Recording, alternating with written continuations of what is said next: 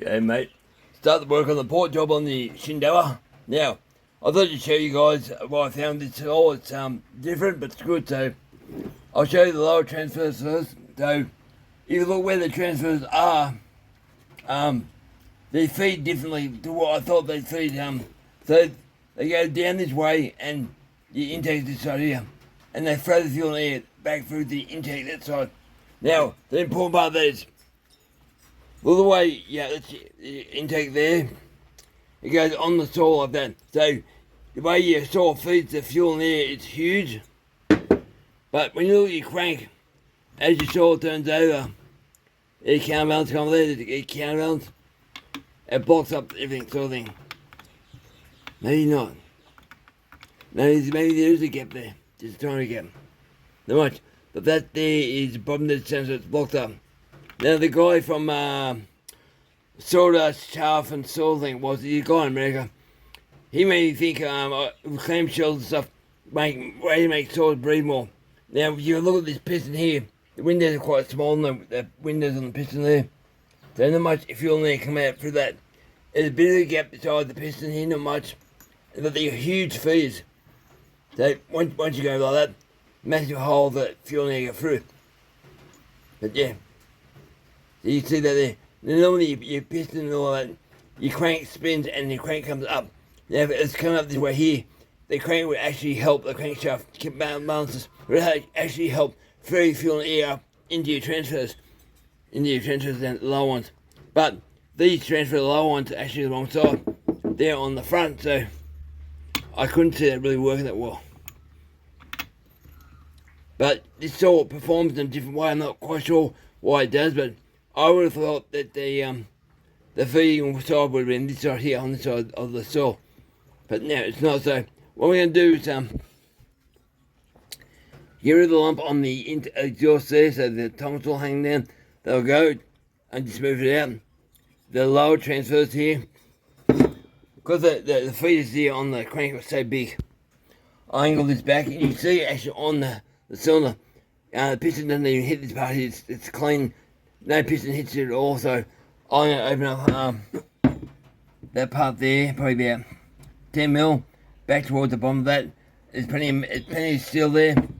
I don't believe in going too big, but I'll add the airflow back towards the transfers, and it will actually add more flow, so fuel can go down and in. So at the moment it's a bit restricted, but not too bad. The intake, virtually the lines, I'll zoom in for this, be hard to see. These lines on that, that should bring me to 78 degrees, or 76, so maybe that there. I don't know if you guys can see that. So there, there's magic marker lines there. Hopefully that comes out, the visual. But I've already marked that out. But yeah, I think the majority of power from this soil will come from the lower transfers. And I don't believe you're going too big in the lowers, because once you diminish your case capacity, you don't have flow, because there's not enough pressure to actually make fuel and air go into the motor and scream her up. Now, I can't go any wider on my intakes. For one, I think it's a waste of time. But for two, that's the intake side. That pin the piston there right on the divider on the intake. So if I go any wider, which one's it? On there, on the left there. If you go any wider, that pin will fall into a hole and the ring will get hung up. So I'm not going to do it. Go any wider. So that side there, that's piston. The pin, like, yeah, ring. Come on. They love technology. Oh, I'll try and drink him in it. Different lane. So there's your pin. That rides onto that centre part just there. I can't go wire, but I'll go to my line and it will give me a number. But being a small saw, just going down a tiny bit will cause a massive difference. The jaws, I'll get rid of that tongue. Tonsil, if I can get light in there. And that I'll arch that so it's a nice open thing. Same thing, I'm not going to go any wider. Why can't I get light in that thing? Come on, give me light. No, not. Anyway. And try it so you film it so you guys can see. It's hard to do sometimes. Oh, there you go. So that tonsil hanging down, I'll get rid of that. I'll just smooth her out, and it'll be a way big exhaust, but the timing numbers won't change. It just gets rid of that tone. Same goes to the piston ring like on that too. That's the exhaust side of your piston. There's a pin just there. So I'm going to put both rings back on because, well, really, this saw has lasted with 2 rings, so I'll go back with 2 rings, so it works. If you move your lower piston ring too, also I find that your case capacity also, when you feel air goes down, when you feel air goes down and gets pressed, if you're missing a ring, you don't get as much compression in your case. So I'm putting the lower ring back in to make sure I get as much compression as I can in the lower case to make this saw spin back up. Because this saw's got a pipe muffler on it. The guy wants performance, so I'll give him some performance. And by no means it's not a race saw, but it will be a perky little thing. Now this is a new piston. I was doing on this. New piston, quite a lot of casting. So I'll remove the casting. See the flashing all there. Quite a bit that side. Just with my fingernails there. Just sticking up. I'll clean it up so she can breathe a bit better. I'm not going to go wide or big and like that. Just make sure she's clean. All that flashing there, little bastard sticking up. That's terrible. They look like they snap off. I'll clean her up, spend some time on that. Stand all the edges so nothing's sharp. But this piston, let me make it out again. This piston's an interesting piston. That's the intake side. And see the steps on the skirt? They line up with the actual intake side too. So if I go down in the middle, it doesn't match the same as the side. So it's a steps intake. So be 76 degrees on the main one in the middle, and about 75 on the outside, I think. I'll still have to check it, but the lines do match up with the numbers, but I've got the degree wheel here, so I'll do it today and I'll put it together and check what time it is. But when I put this all together, I had to wait 24 hours at least for the glue to dry and just clean it right up and put it back together. But I'll pull this thing up and I'll put it back together, put the degree wheel, make sure she's zeroed in, and we'll have all the numbers. But that's all I'm going to do. I'll show you in a sec. Magic of this. I'll show you in a second. Alright guys, get back. I went inside, looked the guy's name up. The guy's name that does, he's got his own dyno. Interesting fella. It's Hay, Chaff and Sawdust. And he's done piped mufflers on his dyno. Worked out the different lengths to give you different power. That part there, different lengths to give you different power. And he's a very switched on guy. I can talk to him for hours about different things. But yeah, Hay, Chaff and Sawdust. So look him up, he's an interesting guy, and it's like your crankshaft there, as your fuel that goes along in your crank, the velocity caused by your counterbalance as it spins up, if you utilise that, you get more power, because it spins up with force and adds more power to your saw pressure. There's all pressure. Also, because it's a pump, the pressure bottom, pressure top. But yeah, Hay, Chaff and Sawdust. Yeah, Hay, Chaff and Sawdust. Interesting guy. Right. Okay, the cylinder is all poured up. Just washed it. Go wipe it out again. But I'll point you what I've done. Now the intake, I've down a little bit lower on the intake, so more timing. I'm assuming about 76, 77, somewhere around there. So I'll work that in a sec on the degree wheel. The upper transfers. Now, one side this saw was not feeding properly, so I opened up this part of the tail, but gave a bit of a snake's tail on both sides, and cleaned up on there was just a tiny bit. And also I got rid of the lip. Yeah, that side there. The outside bit here was a bit too high, so I cleaned up. I water tested in the sink.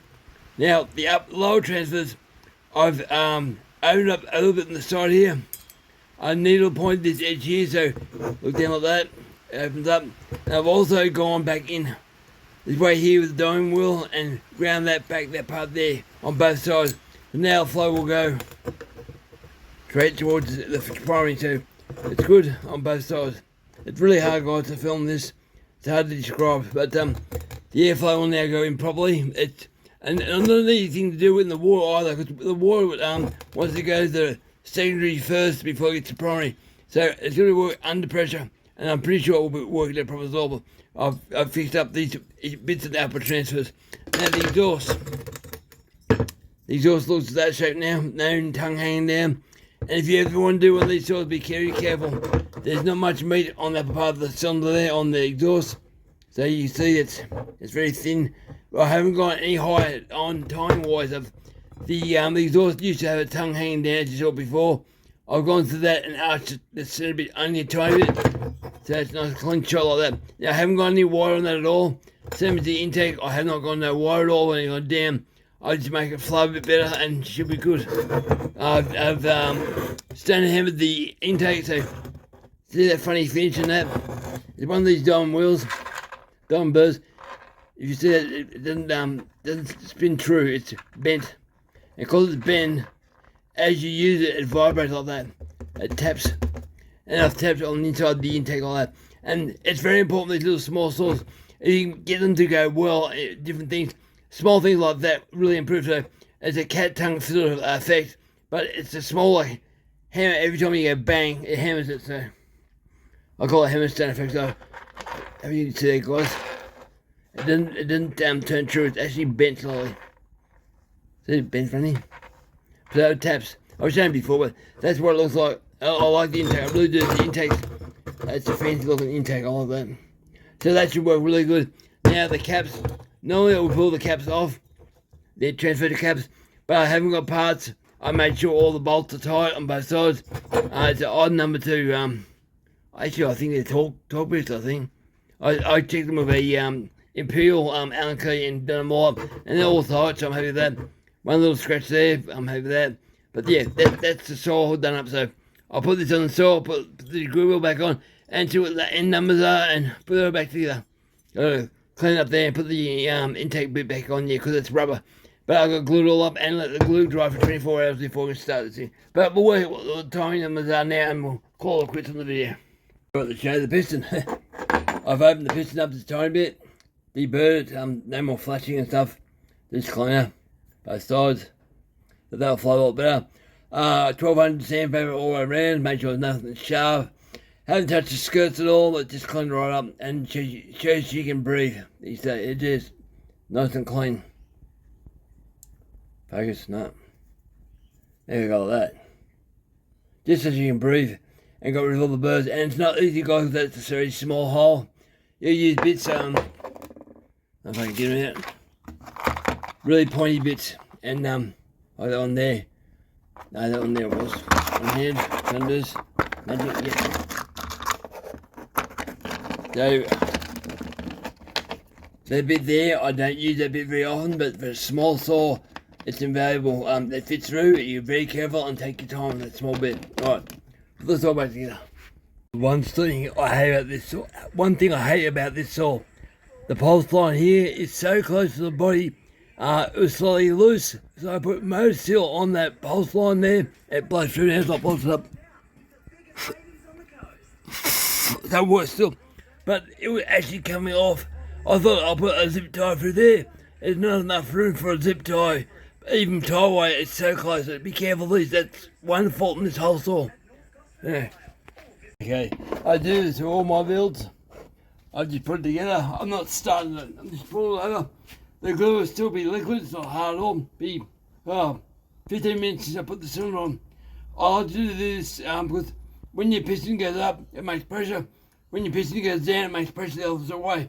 So if there's any little voids or holes that I miss, I don't doubt very much.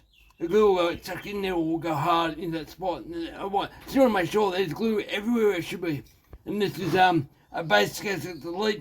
So there's scratches and marks from razor blades, all sorts of stuff. But I'll just show you how much impression. I put all in the case but none in the cylinder. I've wound it over a few times with the spark plug out. So now it's got a bit of oil up top, but yeah, this is this.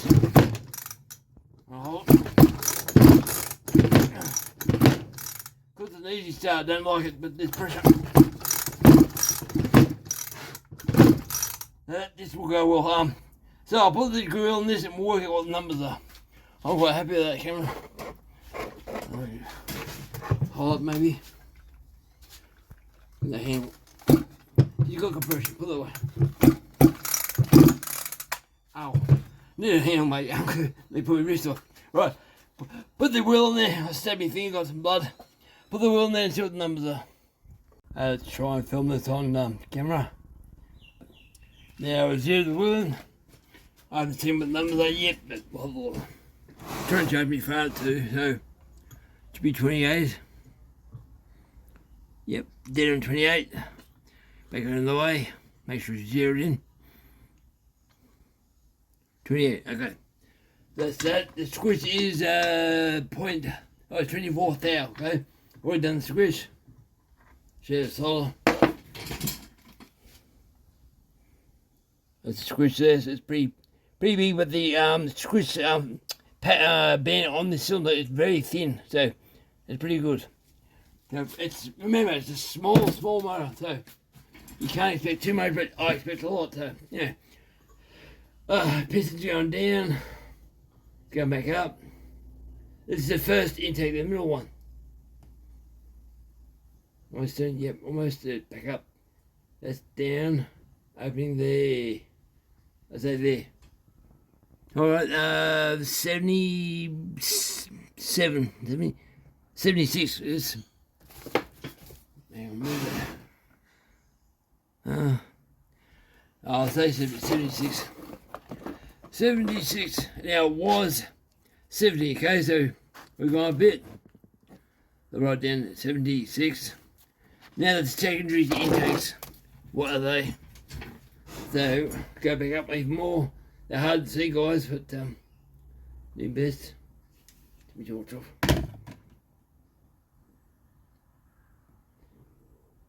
Out there, I think. One side I can see a lot easier than the other side. There.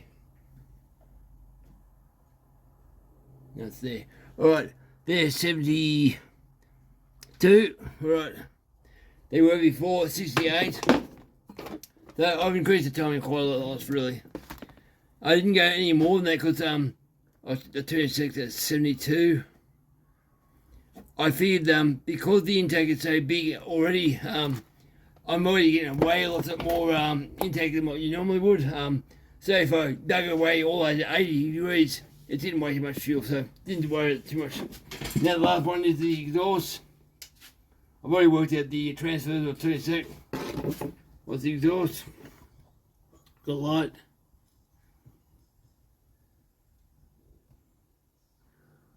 I like to bleed just a little bit. Right, you see light, you can get exhaust. So, what we got? So we're 105, okay, I'm happy with that. So it was, what was the book? It was 110, so we've got 105. I'll write that down, 105. Now the transfers were 130, roughly about 130, 132. So we've got roughly 25 degrees blow down, so I'm happy with that. 5 that, yep. 25 blow down BD. So yeah, it'll go good, guys. So all I do now is put this all back together, and tomorrow I can start it maybe. It was getting quite late. But yeah, she needs some time for the glue to dry. But I'm happy with the compression, happy the way it all works and all that inside the cylinders, and she should be a good thing, I think. There you go. Alright, Cameron. Mainly this video is for Cameron, because Cameron wanted to know what he saw look like and how it worked and all that. Yeah, he's happy with that, I think. The pulse line is also squished. I complained about the pulse line before. Pulse line is squished by the actual intake. So, the pulse line's here, right? But actually underneath this boot thing, and it's bolted down. So it's squished underneath all that. So I'm not worried about that. The motor seal, I'll put that on the inside this hose. Make sure she still blows and sucks. So that will stay in there now, it won't come off at all. So apart from that, I'm pretty well happy with it. So I can put this all back together, put this pipe exhaust. I can show you that, the exhaust. Maybe I can do that. Put it the light. It's completely different what it was. No, nothing hanging down at all. So, yeah, that is pretty good. Come on, work on me. There's not hanging down, looks good. Even rotate it around, side by side. Both rings, it's smooth. So because it's also a very small exhaust, you don't have to have them too much of an oval. Oh, come on. Yeah, you don't have to have too much of an oval because they're so small. Would-be zippers and weed whackers, blowers, they're quite rectangular, and the reason being they want more power. And the more you go height-wise in your exhaust, the more power you're letting out. It might rev, but you lose a lot of torque. So I've taken it as far as I can without being silly. The exhaust roof, there's hardly any left in there, and I want this saw to last me a good firewood saw, but also rev. But apart from that, it's quite square up top, but it's smooth, and because the rings are the way the rings are set up, I'm not going to go any more than that. I'm happy with that. It didn't have to get any wire. I've removed that tongue, and because I removed that tongue, this thing really will rev. I'll put the exhaust mic back on tonight and put it back there. Alright guys, I appreciate you watching, all my thumbs up and all that crap. Any questions, let me know. Alright guys, over now. Thanks for watching. Add on for you, Cameron. I poured your intake so it was across here like that. Now it's just a divider. Now that will make it quiet, but also add more airflow. And I noticed too, when your dust was in the intake, the dust was building up here and here on the bottoms, not the top. So what this will cause more airflow through down into the intake and around real quick. So it should work out good. I left that there mainly because I want that to be stronger. Add strength to this airflow. So if you move stuff, you make things weak. But I left it there for that to be strong and also keep it quiet. But alright, over now, mate.